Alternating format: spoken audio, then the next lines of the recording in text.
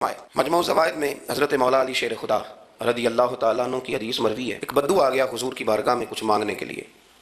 مولا کائنات رضی اللہ تعالیٰ عنہ فرماتے ہیں سرکار جب کسی بات کا جواب نہ دینا چاہتے تھے تو خاموش ہو جاتے تھے، کچھ دیر خاموش رہتے تھے۔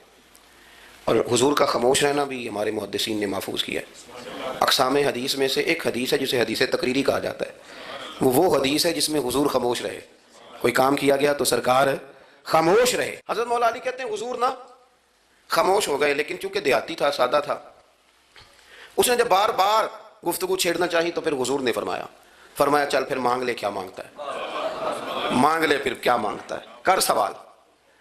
دیہاتی تھا، سادہ آدمی تھا۔ مولا کائنات فرماتے ہیں ہمیں یوں لگا کہ اب نہ یہ آخرت اپنی سوار جائے گا، جنت کا سوال کرے گا، لیکن بڑا ہی سادہ تھا۔ مانگنے پہ بھی آیا تو کیا مانگا، کہنے لگا یا رسول اللہ صلی اللہ علیہ وسلم میں نے سفر کرنا ہے، مجھے ایک اونٹ نہیں عطا کر دیتے۔ حضرت سلطان باہو سے کسی نے کہا کہ بڑے لوگ مرید ہوتے ہیں، تو فرمانے لگے رابطہ طالب کوئی نہیں ملیا، جو ملیا طالب زرد آؤ۔ تو بہت سارے لوگ ایسے آتے ہیں جو کامل شیخ کے پاس بھی آ کے کہتے ہیں دکان کوئی نہیں چلتی، یہ تو کسی سیٹ سے مشورہ کر لیتے، کاروبار چلانے کا آپ کو ڈھنگ بتا دیتا۔ یہ یہاں آ کے بھی آپ نے یہی سوال کیا، نہیں یہاں پہنچ کے بھی یہی سوال۔ تو نبی پاک صلی اللہ تعالیٰ علیہ وسلم سے کہنے لگا ایک اونٹ دے دیں آنے جانے کے لیے۔ حضرت علی کہتے ہیں ہمیں بڑا افسوس ہوا یار، تو آیا کہاں پہ ہے اور تو مانگ کیا رہا ہے، تو بارگاہ دیکھ اور اپنا سوال دیکھ، تو کہاں کھڑا ہے، کیا مانگ رہا ہے۔ حضور مسکرائے اور مسکرا کر کے فرمایا کہ اونٹ تجھے دیا، چل کچھ اور بھی مانگ لے۔ حضرت علی کہتے ہیں ہم نے کہا اب جنت مانگے گا یہ حضور سے، تو بڑا ہی بھولا تھا، کہنے لگا جی اگر آپ کچھ اور بھی دینا چاہتے ہیں تو اونٹ پہ ڈالنے کے لیے کجاوا بھی دے دیں۔ تو حضرت مولا علی شیر خدا فرماتے ہیں ہمیں پھر بڑا افسوس ہوا کہ یار دیکھو اتنا چانس ملا ہے پھر کھو دیا ہے۔ رسول کریم علیہ السلام بھی مسکرائے، اور سرور کائنات کی جو مسکراہٹ ہوتی تھی وہ نہ خوشیاں تقسیم کرتی تھی۔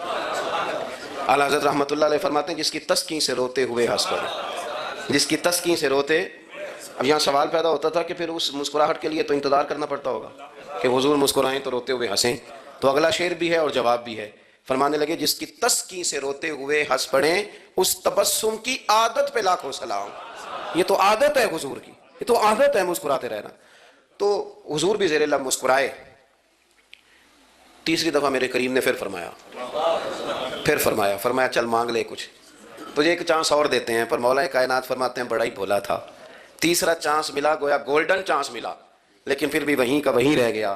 کہنے لگا ٹھیک ہے اگر آپ کچھ اور بھی دینا چاہتے ہیں تو میرا سفر لمبا آنے جانے کا خرچہ بھی دے دے۔ اللہ اکبر۔ اب حضور عقائد کی بابت بتانے لگے کہ رسالت کے بارے میں، محبوب کے بارے میں عقیدہ کیسا ہونا چاہیے۔ تو حضور علیہ السلام فرمانے لگے تجھ سے تو وہ بنی اسرائیل کی بڑھیا ہی اچھی تھی۔ یا رسول اللہ صلی اللہ علیہ وسلم کون سی؟ تو حضور فرمانے لگے جناب موسیٰ علیہ السلام کو حکم ہوا ہجرت کریں تو آپ جانے لگے، تو پھر ارشاد خداوندی ہوا کہ جہاں حضرت یوسف علیہ السلام مدفون ہے، آپ کا مزار پرانوار ہے، اگر آپ کو جانا ہے تو پھر ان کے تابوت کو بھی آپ نکال کر کے ساتھ لے جائیں۔ حضرت سیدنا موسیٰ علیہ السلام نے لوگوں سے پوچھا تمہیں پتہ ہے جناب یوسف کا مزار کہاں ہے؟ کسی کو نہیں پتا، ایک بوڑھی اماں ہے ضعیف العمر، اس کو خبر ہے۔ حضرت موسیٰ علیہ السلام نے اس سے کہا اماں تو بتائے گی کہ حضرت یوسف کا مزار کہاں ہے؟ تو کہنے لگی بتاؤں گی پر مفت نہیں بتاؤں گی۔ یہ حضور بیان کر رہے ہیں، بتاؤں گی پر فری میں نہیں بتاؤں گی، میں نا مفت تھوڑی بتاؤں گی۔ فرمایا چل تو اپنی قیمت بتا بتانے کی۔ تو کہنے لگی میں اس شرط پہ جناب یوسف کے مزار کا پتہ بتاؤں گی کہ آپ مجھے جنت میں وہ والا گھر دیں گے جس کے پڑوسی جناب موسیٰ علیہ السلام ہو۔ آپ کے پڑوس میں گھر چاہیے، تجھ سے تجھی کو مانگ کے میں نے مانگ لی ساری کائنات، وہ والا مکان چاہیے جس کے پڑوسی آپ ہوں۔ تو حضرت موسیٰ کلیم فرمانے لگے اماں چل جنت مانگ، تو نبیوں کے قریب مکان مانگ رہی ہے، وہ تو بڑا اونچا درجہ ہوگا، تم بڑی دور پہنچ گئی، اتنی بڑی سوسائٹی میں پلاٹ مانگ لیا، وہاں پہنچ گئی۔ تو بوڑھی کہنے لگی ٹھیک ہے پھر اگر یہ معاملہ ہے تو پھر ختم ہو گئی بات، اگر آپ نہیں بتاتے تو جائے میں بھی نہیں پتہ بتاتی۔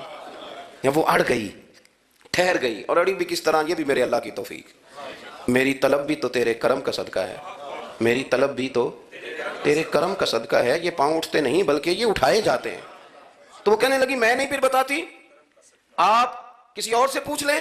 جناب موسیٰ خاموش ہوئے تو ارشاد خداوندی ہوا کلیم اپنے پڑوس میں مکان دینے کا وعدہ آپ کر لیں اور مکان انہیں میں عطا کر دوں گا۔ تو حضور سید عالم صلی اللہ تعالیٰ علیہ وسلم نے اس بدو کی موجودگی میں تربیت فرمائی صحابہ کی، یہ چیزیں بھی حضور نے عطا فرمائی۔ لیکن جب تمہیں کہا جائے مانگو تو پھر یہ کریم رسول کا دروازہ ہے، مانگیں گے مانگے جائیں گے اور منہ مانگی پائیں گے۔ سرکار میں نہ لا ہے نہ حاجت اگر کی، تو افکار کا حسن، نظریات کی پاکیزگی. ہمارے ہاں نا آج کل جو ہمیں لیکچر دیے جاتے ہیں نا، بالخصوص جو طلباء سائنس پڑھتے ہیں، تو وہ جب سوالات اٹھاتے ہیں تو اس میں کچھ ایسی چیزیں بھی آتی ہیں. یہ ابھی کورونا کے حالات جب پچھلے دنوں چل رہے تھے تو اس وقت 2-3 قسم کے لوگ ہوئے. ایک تو وہ ہوتے ہیں جو بالکل نہیں ڈرتے، کہتے ہیں چھوڑو جو ہوگا دیکھا جائے گا.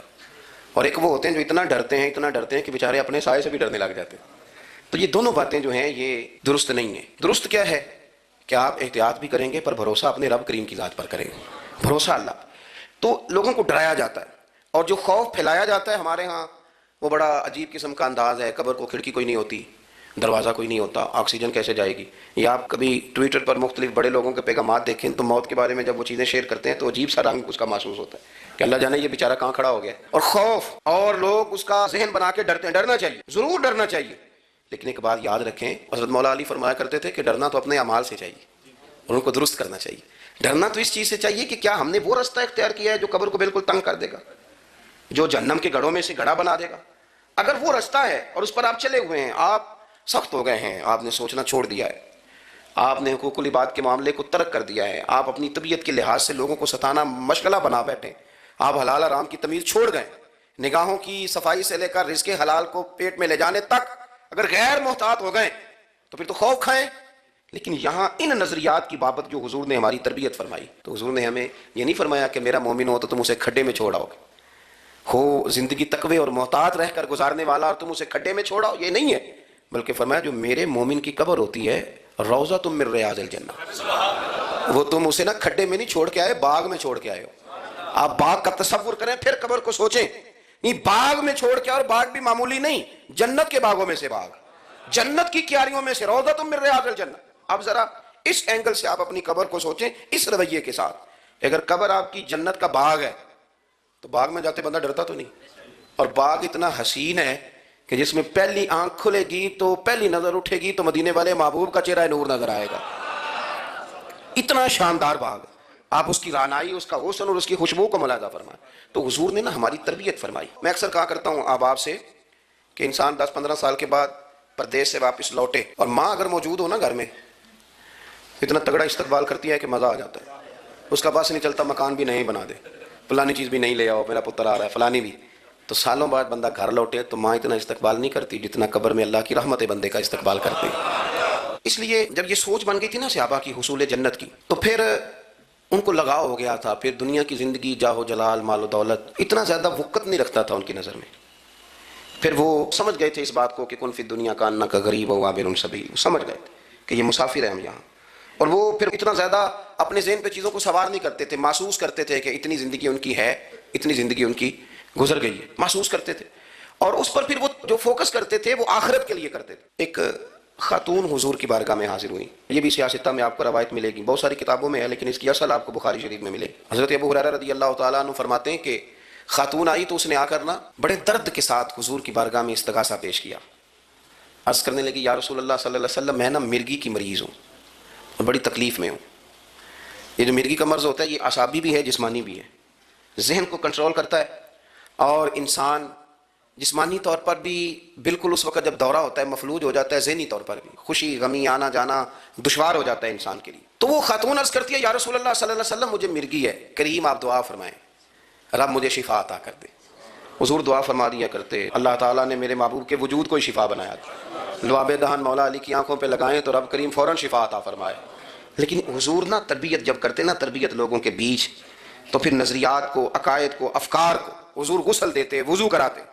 یہاں بھی سرکار نے صحابہ کے بیچ اس خاتون سے گفتگو فرمائی اور حضور فرمانے لگے اگر تو کہے تو میں دعا کرتا ہوں رب تجھے شفا دے دے گا. حضور فرمانے لگے اگر تو کہے میں دعا کرتا ہوں اللہ شفا دے گا. اور فرمایا اگر تو کرے صبر تو میرا وعدہ ہے رب بغیر حساب کتاب جنت عطا کرے گا. اب یہ سوچ ہے، یعنی ہمیں جب چانس ملتا ہے دنیا اور آخرت میں چیزوں کو عکس کرنے کا تو آپ نظر دوڑا لیں دائیں بائیں کہ لوگوں نے توجہات کہاں اپنی مرکوز کی ہوئی. حضور نے فرمایا اگر تو کہے تو رب کریم ہے وہ شفا دے گا، میں دعا کروں.